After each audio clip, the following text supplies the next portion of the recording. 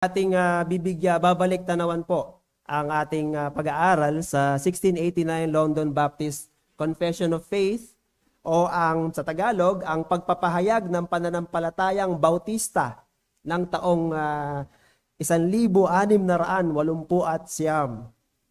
At nasa chapter 2 na po tayo, kabanata 2, na ang pamagat ay ang Diyos at ang Banal na Trinidad. Ibig ko pong basahin muli ang talatang ito, o ang unang paragraph o unang talata dito sa chapter 2 ng Confession of Faith. Ang sabi po dito ay ganito, babasahin ko po sa pagkakasalin sa wikang Tagalog.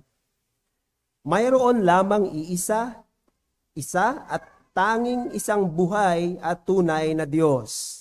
Siya ay nabubuhay sa kanyang sarili at walang hangganan sa kanyang pagkadiyos at kasakdalan. Siya lamang ang dalisay na espiritu, di nakikita, walang katawan at mga sangkap na pabagubagong damdamin ng mga tao. Siya lamang ang walang kamatayan at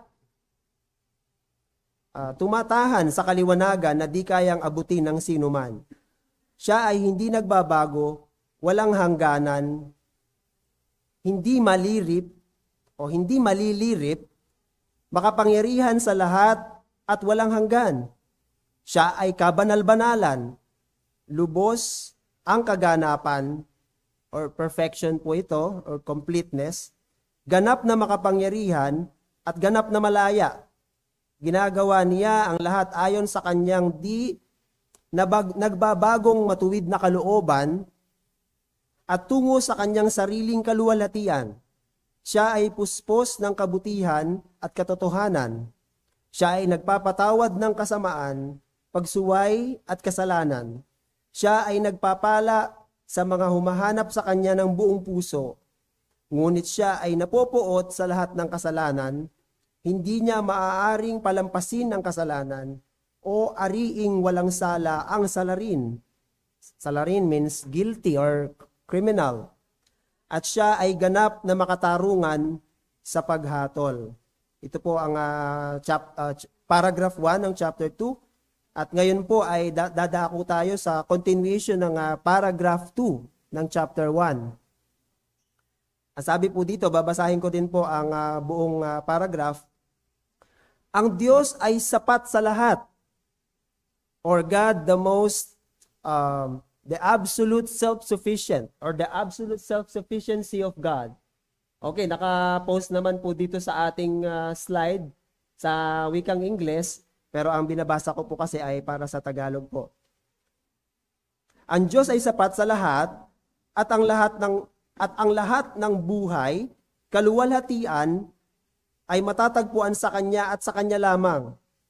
Hindi siya nangangailangan ng anuman sa Kanyang nilikha, ni hindi siya kumukuha ng anumang bahagi ng Kanyang kaluwalhatian mula sa kanila. Sa halip, ay Kanyang inihahayag ang Kanyang sariling kaluwalhatian sa kanila sa pamamagitan nila. Siya ang bukal ng lahat ng buhay at ang simula, daluyan, at patutunguhan ng lahat ng mga bagay. Siya ang nakapangyayari sa lahat ng kanyang nilikha. Ginagamit niya ang kanyang nilikha ayon sa kanyang kaluguran at ginagawa ang lahat ng kanyang loobin. Ang lahat ng mga bagay ay nakalantad sa kanyang paningin. Ang kanyang kaalaman ay hindi maaaring magkamali. Hindi maaaring magkamali at sapagkat ito'y hindi nakasalalay sa anumang nilikha, siya ay kabanal-banalan sa lahat ng kanyang pasya, mga gawain at mga kautusan. Ang mga anghel at ang mga tao ay dapat sumamba. Napaka-importanting salita po nun, to worship. Ulitin ko, no? Ang mga anghel, kagaya nung kinanta natin kanina sa ating opening hymn, no? Mighty God, while angels bless thee, may a mortal sing thy praise. Mga anghel at ang mga tao, tayo po yon, mga mortal beings, ay dapat sumamba, maglingkod at tumalima, to obey, at ibigay ang anumang kanyang hingin or for demands of God sa kanila bilang kanilang manlilikha. Medyo maraming salita po, makapal, mayaman sa mga paglalarawan, pagpapaliwanag itong paragraph 2. At magfo-focus po tayo ngayon sa relationship o ugnayan ng manlilikha sa kanyang mga nilikha. Ang ugnayan ng Diyos bilang manlilikha sa atin na kanyang mga nilikha. At ipagpapatuloy po natin ang leksyon na iniwan natin last week na binahagi ni Pastor, at ang lingkod ng Panginoon na gagamitin niya sa umagang ito ay si Brother Aris Jake. So tawagin ko na po si Brother Aris para sa ating pagpapatuloy ng leksyon.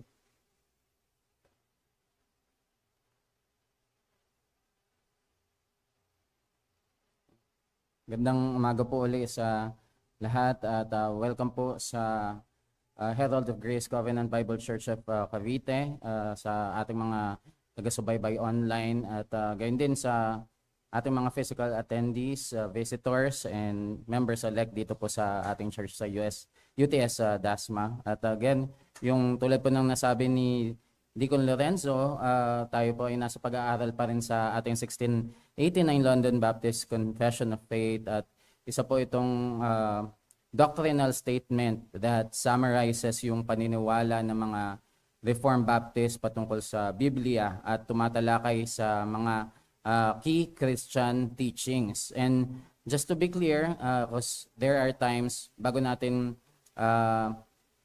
himay-himayin yung chapter 2, paragraph 2, there are times that this is being misrepresented, na bakit kailangan pa nito when andyan na naman yung Biblia. So akala ko ba sola scriptura, just for the benefit ng mga bago nating taga-subaybay. And i-reiterate lamang po natin na yung 1689 Confession is not a replacement for the Bible, kundi isang systematic na summary of biblical teachings. It does not have authority on its own, but it points to the Bible bilang ultimate na source ng katotohanan. At sa ating ding mga miyembro, it is our intention na magamay at maibalik sa consciousness that our church life should use the vocabulary of the church. May tendency kasi na nawawala yung vocabulary ng church sa interest na kailangang practical, sa interest na kailangang relevant, or sa interest na kailangang mababaw. That's why we also try to use the original language sa ating pag-aaral so we can be guided sa mga katotohanan. Because whether we like it or not, it affects our understanding ng theology, and we will be doctrinal, but at the same time, nais natin na ma-incorporate din ito sa ating practical na buhay. And again, this is not a replacement of the Word of God, but a systematic na pag-aaral, similar on how we outline yung mga preachings or kapag magpipreach, and similar kung paano natin ina-outline kapag magtuturo tayo, or similar on how we outline and systematize our church covenant. So again, andito pa rin po tayo sa paragraph 2 ng chapter 2. Ang nasasaad po dyan ay yung binasa ni Deacon Lorenzo. Hindi na po natin babasahin ulit, pero hihimay-himayan po natin itong chapter 2, paragraph 2. So manalangin po muna tayo bago tayo magpatuloy. Panginoon naming dakila, kami ay nagpapasalamat sa araw na ito. Salamat sa inyong mapagpalang kamay na nag-allow sa amin na makapag-aral ng inyong salita this morning. Bagamat ang pag-aaral namin ay doctrinal, na ma-incorporate din na namin ito sa aming practical na buhay. Makita din nawa namin na kayo, ang Diyos na supisyente sa inyong sarili, at sa bagay na ito ay makita namin yung dependence namin sa inyo, O Diyos. Salamat po sa pagkakataon na ito na makapag-aral. Samahan niyo po kami, i-enable niyo ang tagapagturong itinalaga niyo sa araw na ito, at ilayo niyo kami sa anumang kamalian. At lahat ng ito'y dalangin namin sa ngalan ng inyong anak na si Jesus. Amen.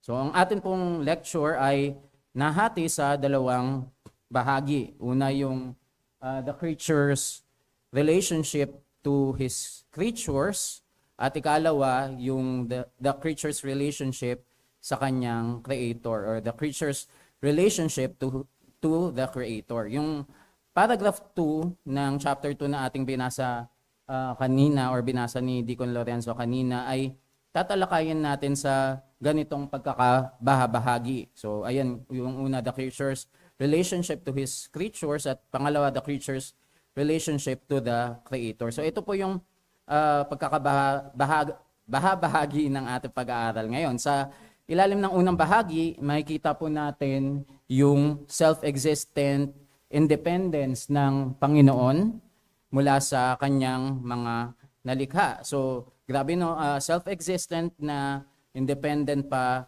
though similar in essence yung mga adjective na yan, pero makikita natin na ang Diyos ay capable to exist by Himself at hindi siya apektado ng kahit anong outward na source. Sa unang bahagi na nadaanan natin last week, ng paragraph 2, nasasaad po dyan, God having all life, glory, goodness, blessedness in and of Himself, is alone in and unto Himself all sufficient, not standing in need of any creature which He hath made, nor deriving any glory from them, but only manifesting His own glory in, by, unto, and upon them. So napakagandang articulation po na we are driving into a profound truth ngayong araw na to, at ito yung bedrock ng ating understanding sa pag-aaral, yung kanyang absolute self-sufficiency.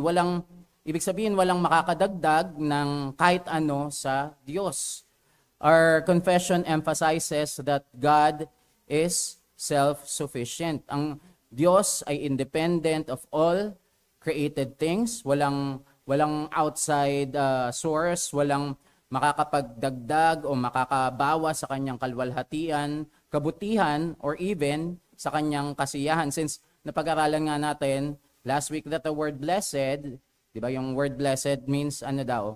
The word blessed means, or simply means, happy. So, di ba, blessed pala ibig sabihin ng happy. Kaya pwede pala natin gawing standard greeting yung blessed birthday kaysa sa happy birthday. Pero, yun nga, looking at how we define happiness or blessedness, what makes us happy?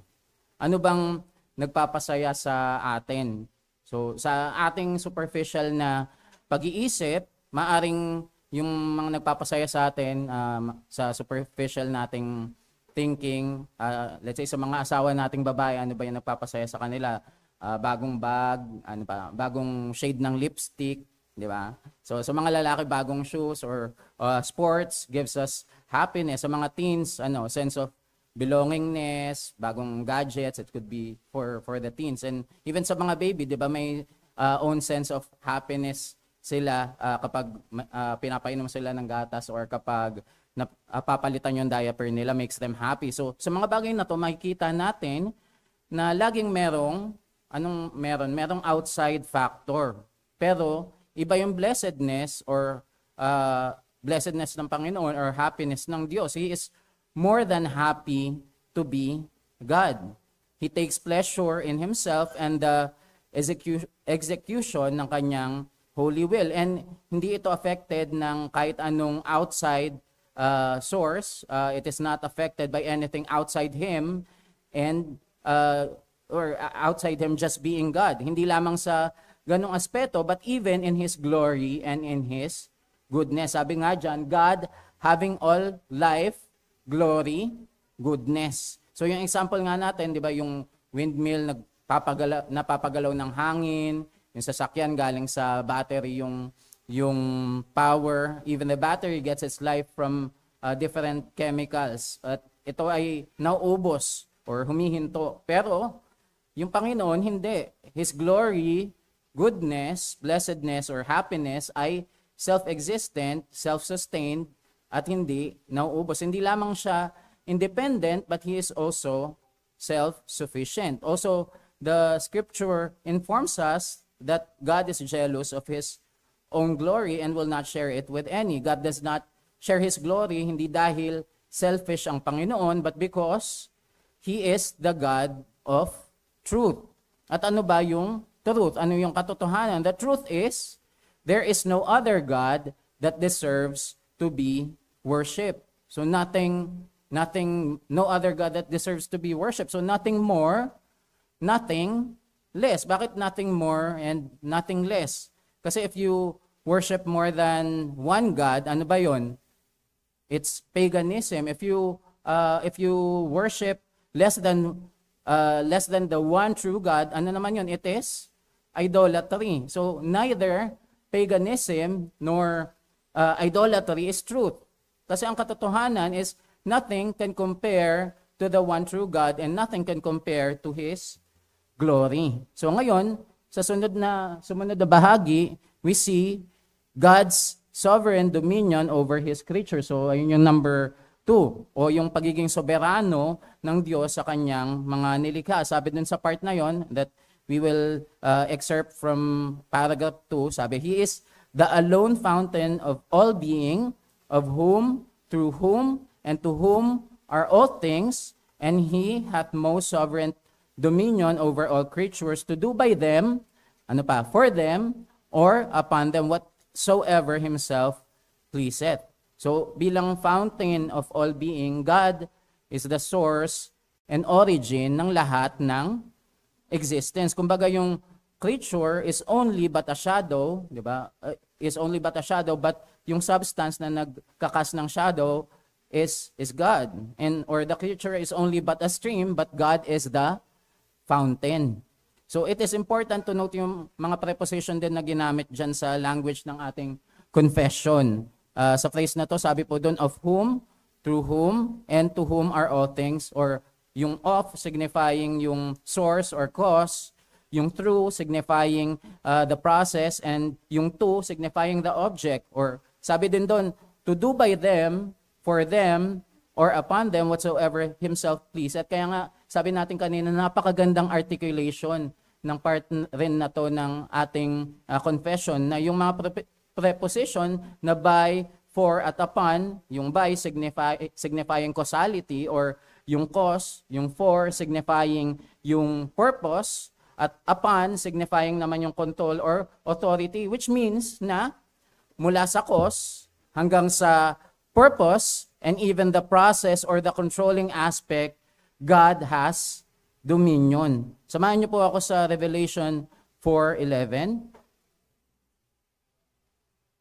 And we read Revelations 4:11. Sabi po doon, worthy art thou, our Lord and our God, to receive glory and honor and power, for thou didst create all things, and because of thy will they existed and were created. So it is only by the will of God that creation exists, and thus by the will of God that we are created. At may kita din natin yung liberty ng Panginoon to exercise yung kanyang sovereign prerogative. Tulad nga ng nangyari kay Nebuchadnezzar na he became proud, in example na rin to, and he became proud and he was judged, or judgment was pronounced kay Nebuchadnezzar, nabuhay siya na parang hayop until he learned that God is ruler over all mankind. So balikan lang rin natin yung Daniel 4:34-35. Sabi po doon, at the end of 7 years,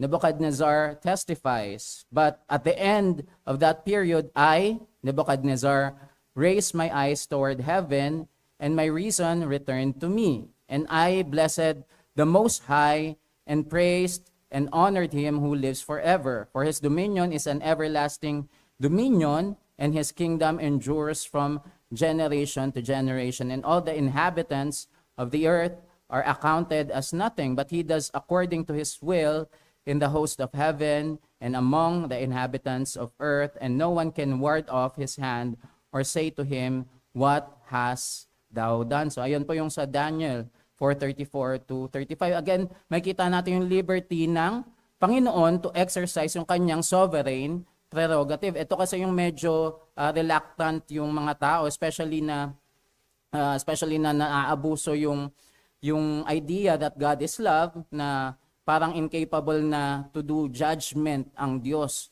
But God can exercise His sovereign prerogative. Tulad ng ginawa ng Diyos kay Nebuchadnezzar, na Nebuchadnezzar was humbled and he declared God's sovereignty. And it delivers yung the extent to which God will be gracious to teach even yung mga arrogant sinners, that God can humble sinners before His sovereignty. And here are some things na kailangan nating balikan with additional points that we have to highlight sa mga bagay na ito.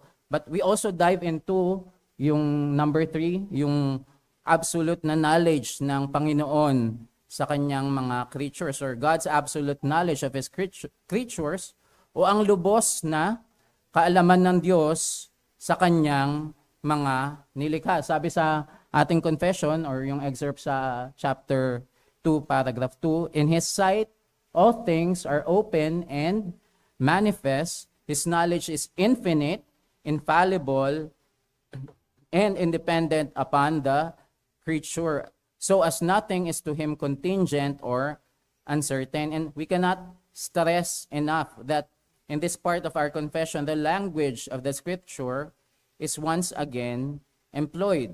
Yung statement po na ito affirms yung anong attribute, yung omniscience ng ating Panginoon, meaning He perfectly knows all things.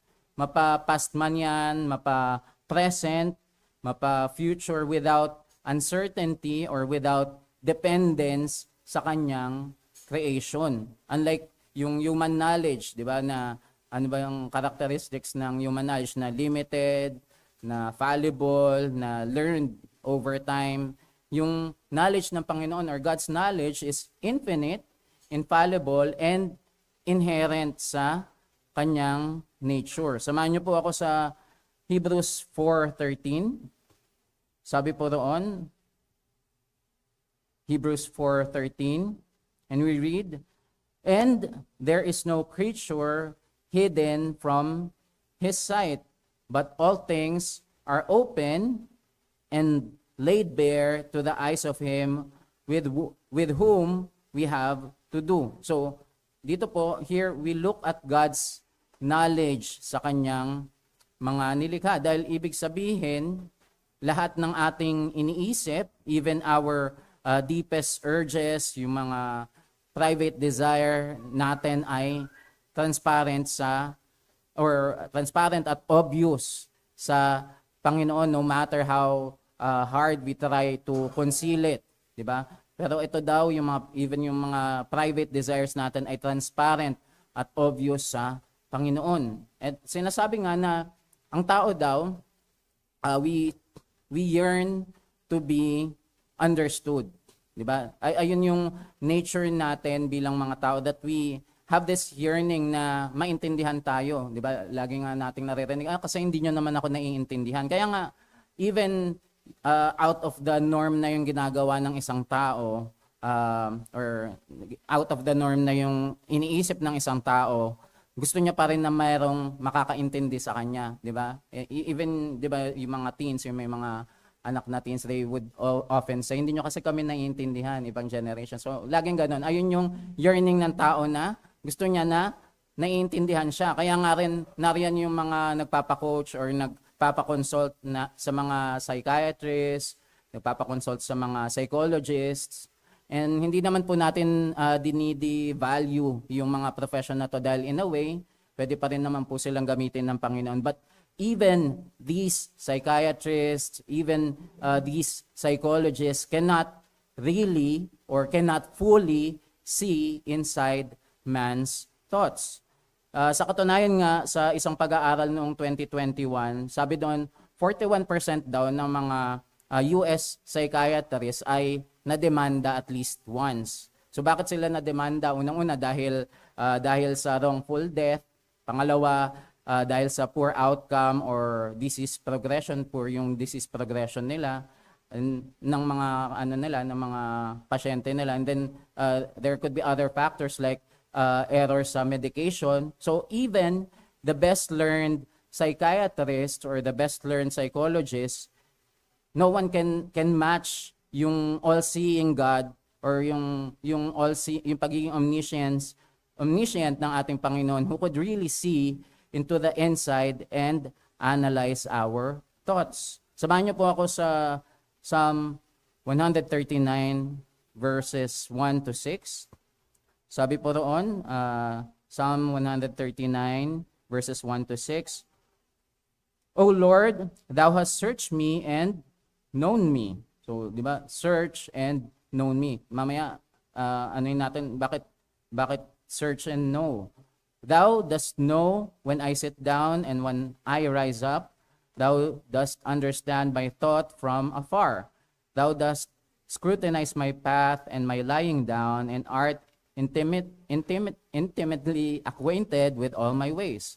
Even before there is a word on my tongue, behold, O Lord, thou dost know it all. Thou hast enclosed me behind and before, and laid thy hand upon me.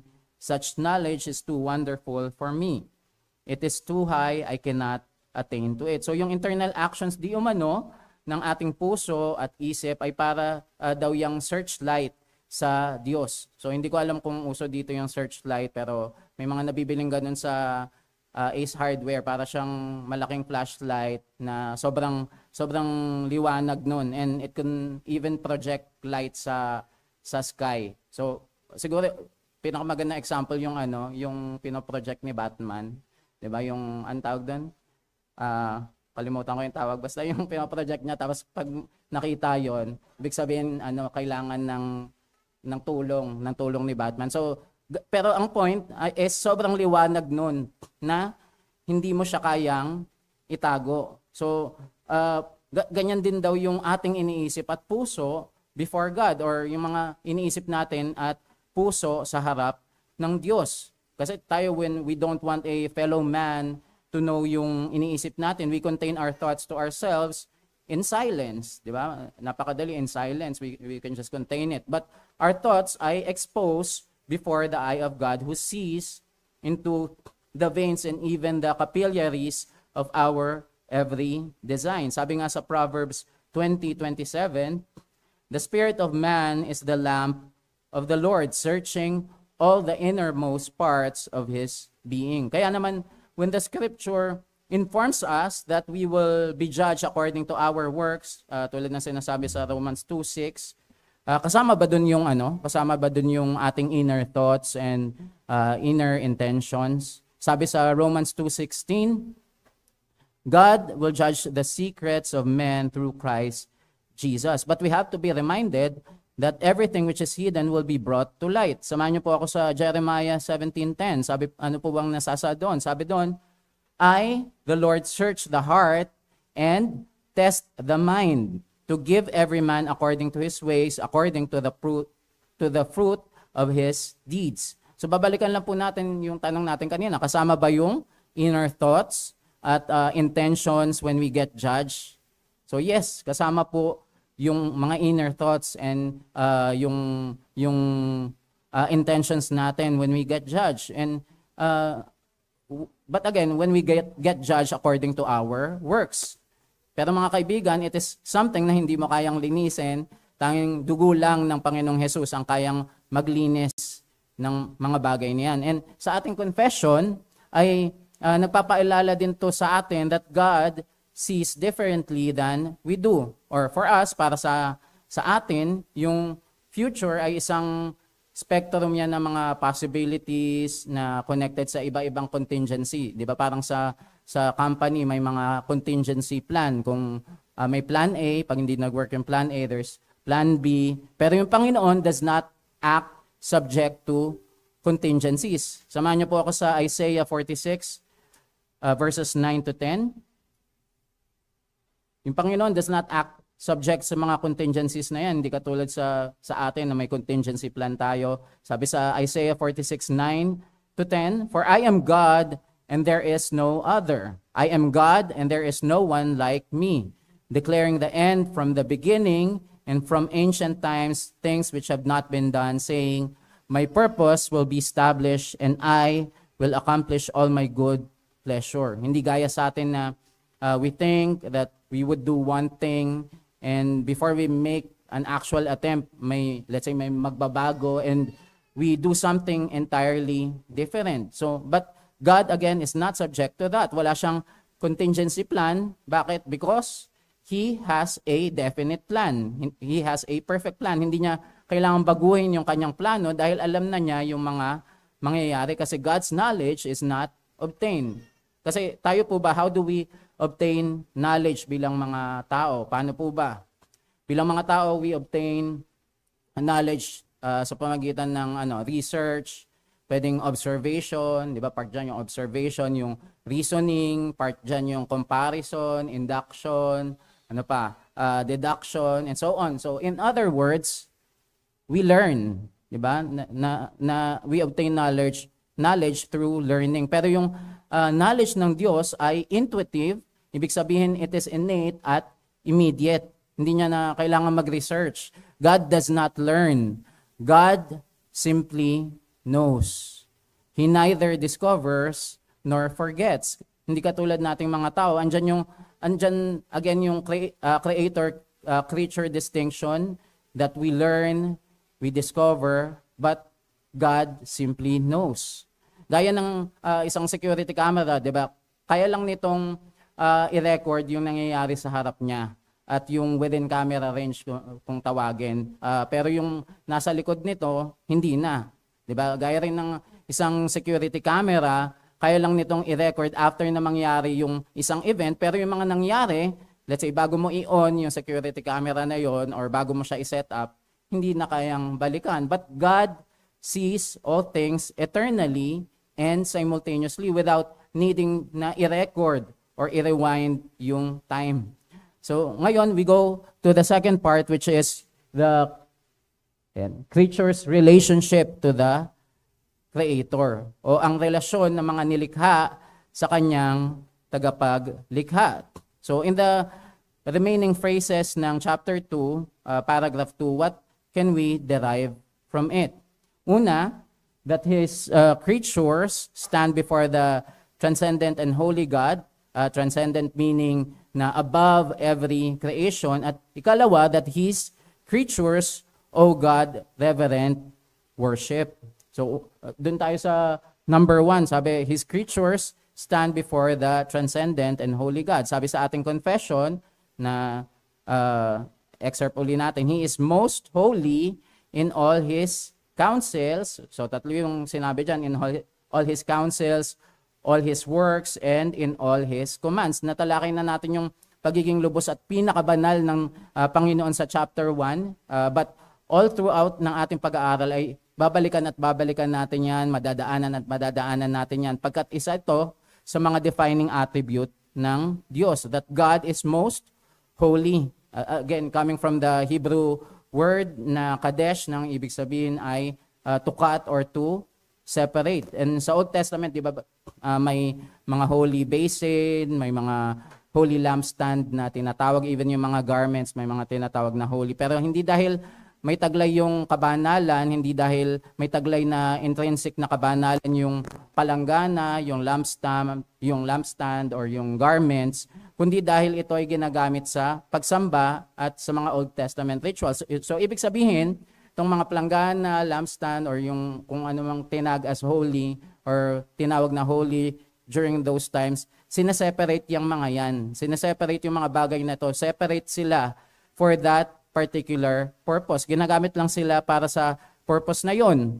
Yung palanggana na yan, yung holy basin, separate yan. Hindi yan pwedeng gamiting hugasan ng kamay pagkakain, or hindi yan pwedeng gawing labahan. So they are being separated or set apart for that purpose. Kaya sila tinatawag na holy. From there, yung mga tao din ng Diyos were also made holy, intrinsic. We are set apart from this world. But God's holiness is on a league of its own. Kasi nga, He is most holy. So may tatlong bagay na sinabi dyan sa ating confession. He is most holy sa kanyang counsels, He is most holy sa kanyang mga gawa, and most holy sa kanyang pag-uutos. Samahan niyo po ako sa John 1 verse 5. Sabi po roon, God is light, and in Him there is no darkness at all. And what we see of God from our vantage point is always characterized ng kanyang kabanalan, kasi God is different from the rest of us. God is qualitatively and morally different. Napapaloob dito yung pagiging transcendent ng Panginoon, yung pagiging above all creation niya, at yung kanyang ethical purity na siya ay sinless and being righteous. At samahan niyo po uli ako sa Psalm 145 verse 17. Sabi po roon, Psalm 145 verse 17, "The Lord is righteous in all His ways and kind in all His deeds." So sabi, all His ways, all His deeds. Kaya nga, we can say na yung Panginoon ay perfect din sa pag-deal sa atin. So kung alam niyo yung kantang When Love and Hate Collide, I think, di ba, yung iba alam yon. Pero medyo old school na yun. Pero sabi doon, when love and hate collides, chaotic, di ba, parang ang sinasabi doon is chaotic or magiging magulo. Sa tao pwede yun. When love and hate collides, chaotic or magulo. Pero sa Diyos, hindi. Kaya kaya niyang magalit at kaya niyang magmahal at the same time. So, mga kaibigan, He is the God of wrath dahil galit nga siya sa kasalanan, but He is also the God of forgiveness. So, perfectly balanced. He is the God of justice, but He is also the God who is merciful. So, samahan niyo po ako sa Romans 11:33. Sabi po doon, "Oh, the depth of the riches and wisdom and knowledge of God, how unsearchable are His judgments and how inscrutable His ways." Sabi rin sa Romans 7:12, "So then the law is holy and the commandment is holy and righteous and good." So ano bang madederive natin from these verses?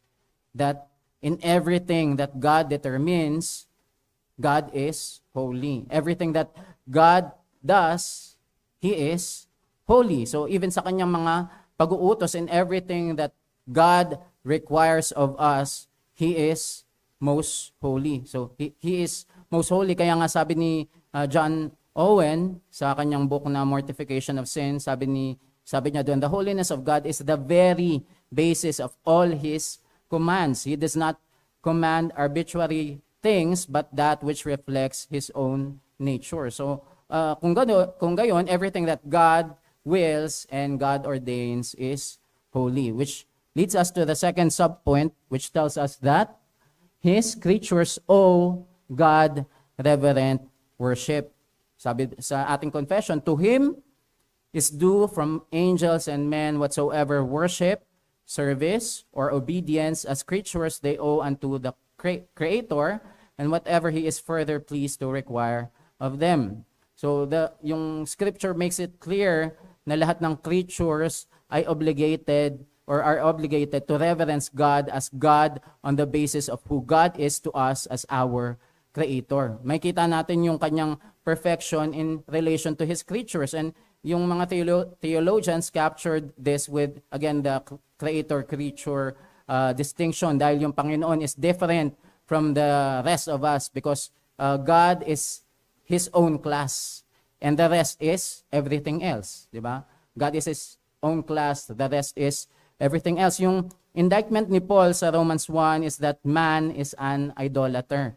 Man has been given sufficient revelation by God to obligate yung kanyang worship sa Panginoon. Sabi nga sa Romans 1, verses 19 to 20. Samahan niyo po ako sa Romans 1, verses 19 to 20. "Because that which is known about God is evident within them, for God made it evident to them. For since the creation of the world, His invisible attributes, His eternal power and divine nature have been clearly seen, being understood through what has been made, so that they are without excuse."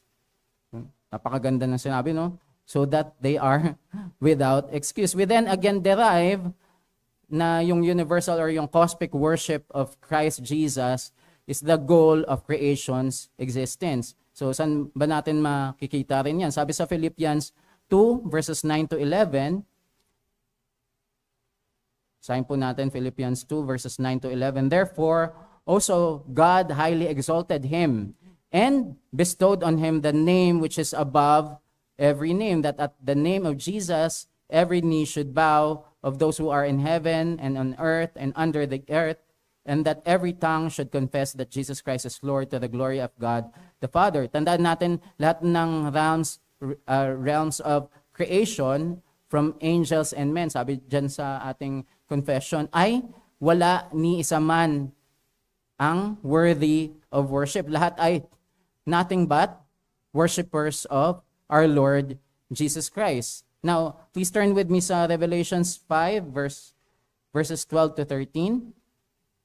Sabi, wala daw worthy of worship from angels and men. Worthy, sabi dyan sa Revelations 5, verses 12 to 13, worthy is the Lamb that was slain to receive power and riches and wisdom and might and honor and glory and blessing, and every created thing which is in heaven and on the earth and under the earth and on the sea and all things in them, I heard saying, to him who sits on the throne and to the Lamb be blessing and honor and glory and dominion forever and ever. So, yes, I-affirm natin yan, sinasabi sa scriptures and also stipulated sa ating confession of faith, that even nga yung isang malaking grupo, 'di ba, na sumasamba sa mga santo, sa mga anghel, but we are told even men, even angels, they are nothing, or they are nothing but worshipers of the Lord Jesus Christ. Even yung mga sumasamba sa mga santo, sumasamba sa mga angels, because bakit? Naniniwala sila na ito yung patron saint of fertility, may patron saint sila dedicated for mga gardeners, mga patron saint ng kagalingan. But mga kaibigan, kung nakikinig ka ngayon, I must break it unto you that these saints, all men and angels, are just worshipers of our Lord Jesus Christ, and they are not worthy of worship. So, di ba, kung dito sa pag-aaral natin na to, sa mga bagay na ito na ating napag-aralan so far, ano ba yung pwedeng paglalapat na ma-derive natin sa mga nalaman natin? First, we should be reminded that we should cultivate true worship and humility sa harapan ng Panginoon. I-examine natin yung ating mga puso. Do we approach God with a sense of entitlement or with a deep recognition ng kanyang infinite worth? Or let us commit na mag-worship sa Panginoon not out of obligation, but out of a heart overflowing with gratitude dahil sa kanyang undeserved na grace. Pangalawa, na we should find God's rest and security in God's sovereignty, na dito sa mundong to na filled ng maraming uncertainty, chaos, yung doctrine of God's sovereign dominion provides a firm foundation sa ating pananampalataya, at yung pagkakaalam natin that He hath, or yung tinag na He hath most sovereign dominion over all creatures. Ibig sabihin nito, nothing can ultimately thwart yung kanyang mga plano. And then we ilalapat din natin na we should live for God's glory at hindi para sa ating mga sarili, at examine natin yung mga motives natin.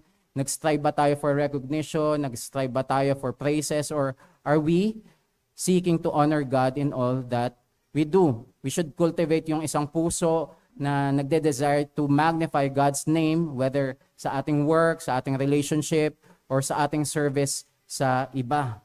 And then, next, we should trust God sa kanyang infinite knowledge and wisdom. Nalaman natin yung knowledge ng Panginoon, na tutunan natin yung kanyang kabanalan. In yung confession's emphasis on God's infinite, infallible, and independent knowledge should drive us to trust sa kanyang wisdom even when we don't understand yung kanyang mga ways. And gayon din, na anong response natin sa bagay nito? We should respond with obedience and service.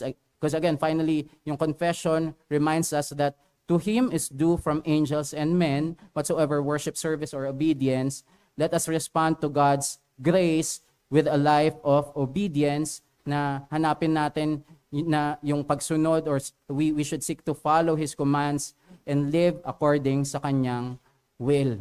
So again, let us live as grateful servants, seeking to honor Him sa lahat ng ating mga ginagawa. So again, sa mga bagay na to na ating napag-aralan so far, makikita natin na napakalayo natin sa Panginoon in terms of what? In terms of goodness, napakalayo natin in terms of glory, napakalayo natin in terms of blessedness or happiness, in terms of holiness, or how we obtain knowledge, tulad nung natalakay natin kanina. And it just reaffirms that we are dependent on God, and God does not depend on us. But that's the blessedness ng Christian faith. Yung Christian faith teaches us that we cannot understand everything. That's why we need to believe and have faith in God. So mga kapatid, mga kaibigan, God knows you more than you know yourself, mga kaibigan, mga kapatid. At kung hindi natin kayang ma-match yung knowledge ng Diyos, tulad ng napag-aralan natin kanina, hindi tayo dapat magyabang. Huwag tayo magmataas. Huwag tayong umasta na parang alam na natin yung lahat. There should be a posture of humility before God. From God's vantage point kasi, walang chance or walang room for error. Sa, di ba? Yung para sa atin kasi yung future is uncertain. Para sa atin yung future ay hindi ano ba yung uncertain? Hindi tiyak, di ba? But to God, all things are present and He knows them as they are. At anong response natin doon? The only proper response to such kind of knowledge is reverence and trust. Tulad nga na nangyari kay Job, di ba? Sabi ng Diyos, tinanong niya si Job, naintindihan mo ba lahat ng to? Andito ka na ba nung ginawa ko to? Kung hindi mo naiintindihan, then you should trust. So sabi ni Job, hindi ko alam, hindi ko naiintindihan. Di ba? So kung hindi mo alam, you better trust my wisdom, sabi ng Diyos. And again, that's the blessedness in the Christian faith. The Christian faith teaches us that we cannot understand everything. That's why we need to believe and have faith in God. Napakalayo po natin sa Diyos, but we should know God. There's only one reason kaya nakakaya nating pag-aralan at mapalapit tayo sa Diyos, and that is because of Christ. Na-display yung divine simplicity ng lahat ng pagka-Diyos or ng lahat ng kanyang pagka-Diyos sa krus ng Kalbaryo, perfectly balanced. Mga kaibigan, remember that He is the God who is most holy, yet He is the God of love. He is the God of wrath dahil nga galit siya sa kasalanan, but He is also the God of forgiveness. He is the God of justice, but He is also a merciful God. So, tanong natin, do you know God, mga kaibigan? Or do you aspire to know God more? Natutunan natin yung creature's relationship sa kanyang creatures, yung kanyang self-existence, independence from His creatures, yung kanyang sovereign dominion over His creatures, yung kanyang absolute knowledge sa kanyang mga creatures. But we also learned from the perspective naman ng mga creature, ano bang relasyon natin? Yung creature's relationship to the Creator, that yung mga creatures or His creatures stand before the transcendent and holy God, and His creatures, O God, reverent worship. So again, ulitin natin, the only proper response after natin matutunan yung kanyang divine knowledge, the only proper response after natin matutunan yung kanyang kabanalan is reverence, is obedience, and trust. So dun po tayo magwawakas at tayo po ay manalangin. Panginoon naming dakila at makapangyarihan sa lahat, kami po ay nagpupuri at nagpapasalamat sa pagkakataon na muli makapag-aral ng iyong salita. Tunay, Panginoon, na we should remember that you are the most holy, and though kami ay hindi namin magagrasp yung kabuuan ng katotohanan na to, we should be driven to worship you with all our mind, and ang proper response sa mga bagay na to should be to give reverence, to obey you, and to trust you sa lahat ng bagay. Samahan niyo po kami sa mga natitirang oras ng araw na ito sa aming pagsamba, at kayo na po ang kumilos din sa puso ng aming mga bisita na naway magkaroon po sa kanila ng magkaroon po sila ng tunay na pagkaunawa at pagkakilala sa inyo. Gayon din sa amin bilang mga mananampalataya na